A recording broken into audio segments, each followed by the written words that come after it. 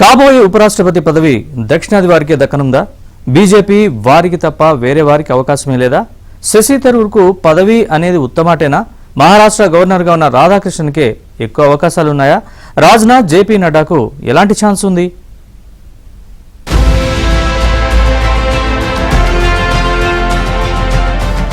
జగదీప్ ధన్ఖడ్ ఆకస్మిక రాజీనామాతో ఖాళీ అయిన ఉపరాష్ట్రపతి పదవికి ఎన్డీఏ కూటమి ఎవరిని ఎంపిక చేస్తుందన్న దానిపై ఆసక్తి నెలకొంది.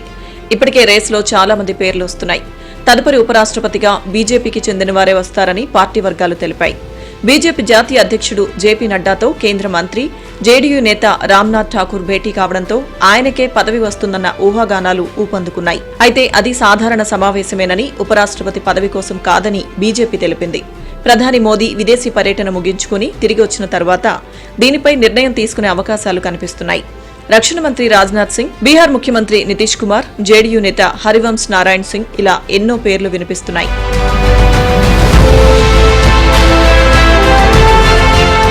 వీరందరికన్నా ఆర్ఎస్ఎస్ బ్యాకప్ వివాదరహితుడైన మహారాష్ట్ర గవర్నర్ సిపి రాధాకృష్ణన్కే ఎక్కువ అవకాశాలున్నట్లు సమాచారం.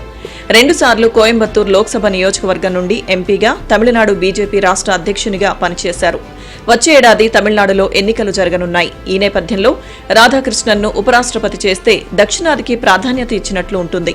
ప్రస్తుతం మహారాష్ట్ర గవర్నర్గా ఉన్న రాధాకృష్ణన్ గతంలో జార్ఖండ్ గవర్నర్గానూ పనిచేశారు. తమిళిసై రాజీనామా చేయడంతో తెలంగాణకు కొన్నాళ్లు ఇన్ఛార్జి గవర్నర్గా సేవలందించారు. రాధాకృష్ణన్ 16 ఏళ్ల వయసు నుంచే ఆర్ఎస్ఎస్ సభ్యునిగా ఉన్నారు. 5 సార్లు కోయంబత్తూర్ ఎంపీగా పోటీ చేసి 1998, 99లో విజయం సాధించారు. అన్నాడీఎంకేతో పొత్తు కుదర్చడంలో కీలక పాత్ర పోషించారు. ఏ పార్టీకి బీజేపీ వెన్నుపోటు పడవదని, వేరే పార్టీలే ఆ పని చేశాయంటూ గతంలో వాదించారు. 2004లో ఐక్యరాజ్య సమితి సర్వప్రతినిధి సభలోనూ రాధాకృష్ణన్ భారత్ తరపున మాట్లాడారు. 2004 నుంచి 2007 వరకు బీజేపీ తమిళనాడు అధ్యక్షుడిగా పనిచేశారు. ఆ సమయంలోనూ నదుల అనుసంధానం చేయాలని, అంటరానితనం పోవాలంటూ తమిళనాడులోని ప్రతి నియోజకవర్గంలోనూ రథయాత్ర చేశారు. కోయంబత్తూర్ పేలుళ్లు జరిగాక ఉగ్రవాదాన్ని వ్యతిరేకిస్తూ సభలు నిర్వహించారు.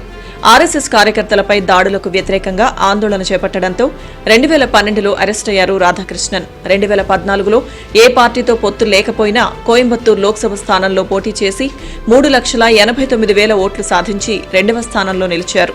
ఆ ఏడాది తమిళనాడులో అత్యధిక ఓట్లు సాధించిన బీజేపీ అభ్యర్థి సిపి రాధాకృష్ణన్.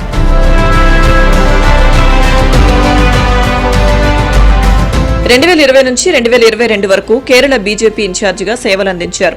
2016 నుంచి 2020 వరకు all India coir board chairman గా ఉన్నారు. బీజేపీ నేషనల్ ఎగ్జిక్యూటివ్ కమిటీ సభ్యునిగాను పార్టీ కోసం పనిచేశారు రాధాకృష్ణన్. తమిళనాడు మోదీగా పేరు తెచ్చుకున్నారు. దక్షిణ భారతదేశం నుంచి ఉత్తరాది వారు అమితంగా గౌరవించే నాయకుల్లో ఒకరు రాధాకృష్ణన్. అందుకే 2023 ఫిబ్రవరిలో జార్ఖండ్ గవర్నర్గా, 2024 జూలై నుంచి మహారాష్ట్ర గవర్నర్గా ఉన్నారు రాధాకృష్ణన్. గవర్నర్లో ఎవరు మంచి వాళ్ళు, తగా వాళ్ళు ఉన్నారు, క్యాండిడేట్స్ కేపబుల్గా ఉన్నారా, వాళ్ళు రాజకీయంగా ఉపయోగపడతారా, రీజనల్గా కులరేఖ వ్యవహారం అన్ని చూస్తే తప్పకుండా ఈవేళ పేరు మహారాష్ట్ర గవర్నర్ సిపి రాధాకృష్ణన్ ఆయన పేరు ముందరకు వస్తుంది. ఎందుకంటే తమిళనాడు నుంచి 2 సార్లు కోయంబత్తూర్ ఎంపీ చేశాడు, పెద్ద పేరు ఉన్నది బీజేపీలో. ఆయనకి గవర్నర్, ఆయనకి వైస్ ప్రెసిడెంట్ ఇస్తే తప్పకుండా పెద్ద మెసేజ్ కేరళకి, తమిళనాడుకి, దక్షిణాదికి వెళ్తాది. దక్షిణాది ముందర మళ్ళీ తీసుకొచ్చి ఒక పెద్ద పదవి ఇచ్చారు.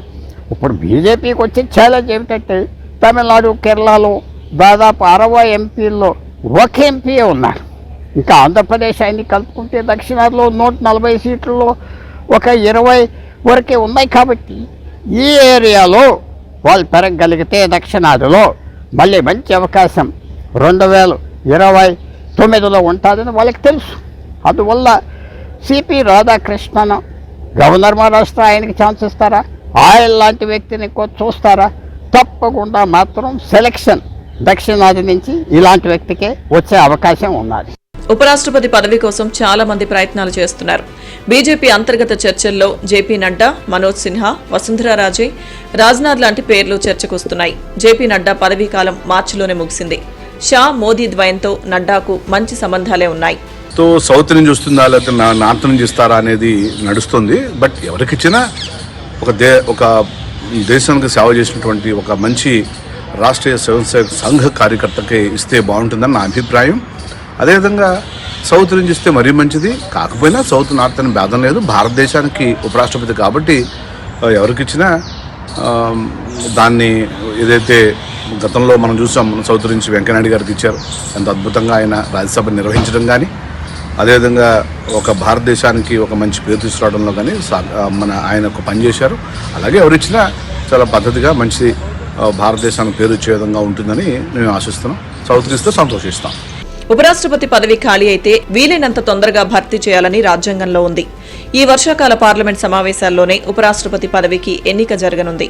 పార్లమెంటు ఉభయ సభల సభ్యులు ఉపరాష్ట్రపతిని ఎన్నుకుంటారు.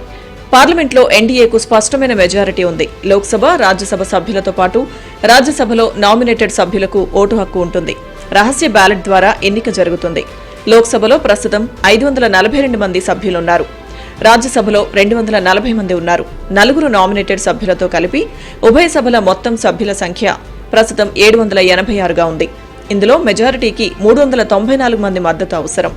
ఎన్డీఏకు 422 మంది సభ్యుల మద్దతు ఉంది. ఉపరాష్ట్రపతిగా ఎన్నికైన వారు ఎన్నికైన తేదీ నుంచి 5 ఏళ్ల పాటు పదవిలో ఉంటారు. ఉపరాష్ట్రపతి దేశంలో అత్యున్నత 2వ రాజ్యాంగ పదవి. రాజ్యసభ ఎక్స్ అఫిషియో చైర్మన్ గాను వ్యవహరిస్తారు.